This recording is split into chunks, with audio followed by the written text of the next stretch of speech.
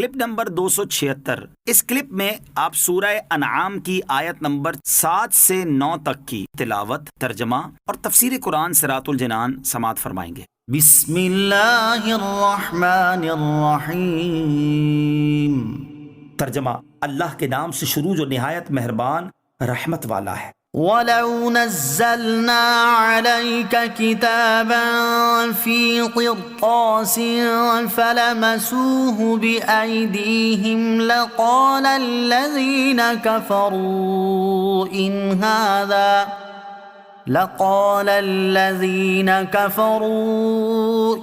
هَذَا إِلَّا سِحْرٌ مُبِينٌ۔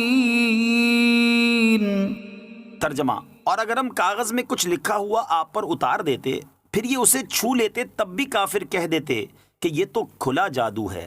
وَلَوْ نَزَّلْنَا، اور اگر ہم اتار دیتے۔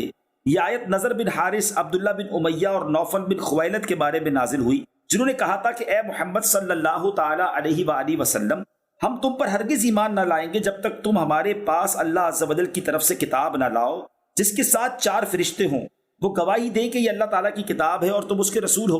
اس پر یہ آیت کریمہ نازل ہوئی اور بتایا گیا کہ یہ سب ہیلے بہانے ہیں، کیونکہ اگر کاغذ پر لکھی ہوئی کتاب بھی اتار دی جاتی اور وہ اسے اپنے ہاتھوں سے چھو کر اور ٹٹول کر دیکھ لیتے تو بھی یہی کہتے کہ ان کی نظر بندی کر دی گئی تھی، اور کتاب اترتی نظر تو آئی تھی لیکن حقیقت میں کچھ بھی نہیں تھا۔ جیسے انہوں نے معجزہ شق القمر یعنی چاند کے 2 ٹکڑے ہونے کے معجزے کو جادو بتایا اور اس معجزے کو دیکھ کر بھی ایمان نہ لائے، اسی طرح اس پر بھی ایمان نہ لاتے، کیونکہ جو لوگ عناداً انکار کرتے ہیں وہ آیات و معجزات سے نفع نہیں اٹھا سکتے۔ وَقَالُوا لَوْلَا أُنزِلَ عَلَيْهِ مَلَكٌ وَلَوْ أَنزَلْنَا مَلَكًا لَقُضِيَ الْأَمْرُ ثُمَّ لَا يُنظَرُونَ۔ ترجمہ: اور کافروں نے کہا ان پر آسمان سے کوئی فرشتہ کیوں نہ اتار دیا گیا، حالانکہ اگر ہم کوئی فرشتہ اتارتے تو فیصلہ کر دیا جاتا، پھر انہیں مہلت نہ دی جاتی۔ وقالوا، اور انہوں نے کہا، یعنی مشرکین نے مزید یہ کہا کہ نبی کریم صلی اللہ تعالیٰ علیہ وسلم پر آسمان سے کوئی فرشتہ کیوں نہ اتار دیا گیا جسے وہ دیکھتے۔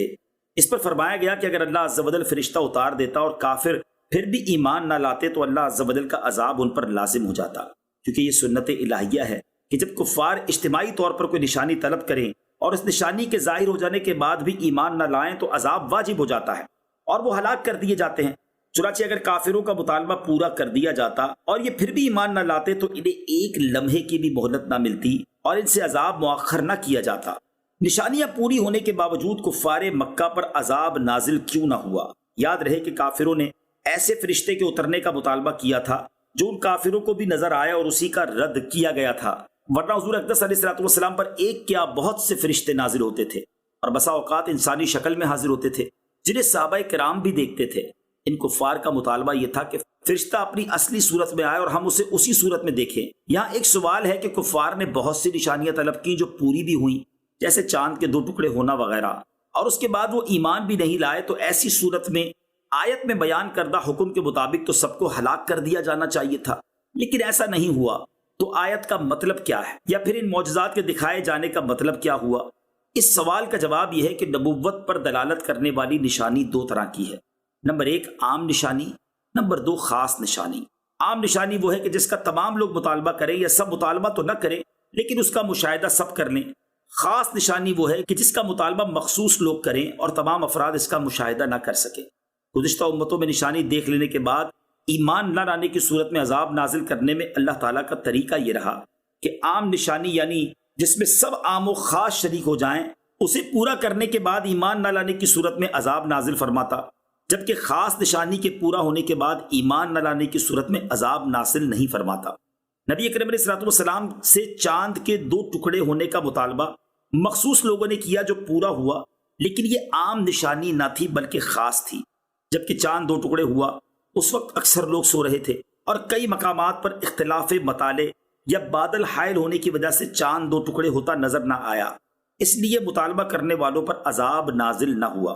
مرکات المفاتی میں یہی عبارت شرح السنہ سے منقول ہے۔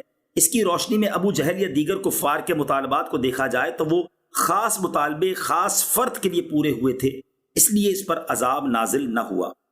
وَلَوْ جَعَلْنَاهُ مَلَكًا لَجَعَلْنَاهُ رَجُلًا وَلَلَبَسْنَا عَلَيْهِمْ مَا يَلْبِسُونَ۔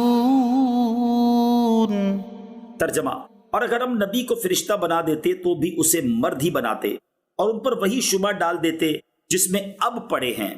وَلَوْ جَعَلْنَاهُ مَلَكًا، اور اگر ہم نبی کو فرشتہ بنا دیتے، یہ ان کفار کا جواب ہے جو نبی اکرم علیہ الصلوۃ والسلام کو کہا کرتے تھے یہ ہماری طرح بشر ہیں، اور اسی پاگل پن میں وہ ایمان سے محروم رہتے تھے۔ انہیں انسانوں میں سے رسول مبعوث فرمانے کی حکمت بتائی جا رہی ہے کہ ان سے نفع حاصل کرنے اور تعلیم نبی سے فیض اٹھانے کی یہی صورت ہے کہ نبی صورت بشری میں جلوہ گر ہو، کیونکہ فرشتے کو اس کی اصلی صورت میں دیکھنے کی تو یہ لوگ تاب نہ لا سکتے، دیکھتے ہی ہیبت سے بے ہوش ہو جاتے یا مر جاتے۔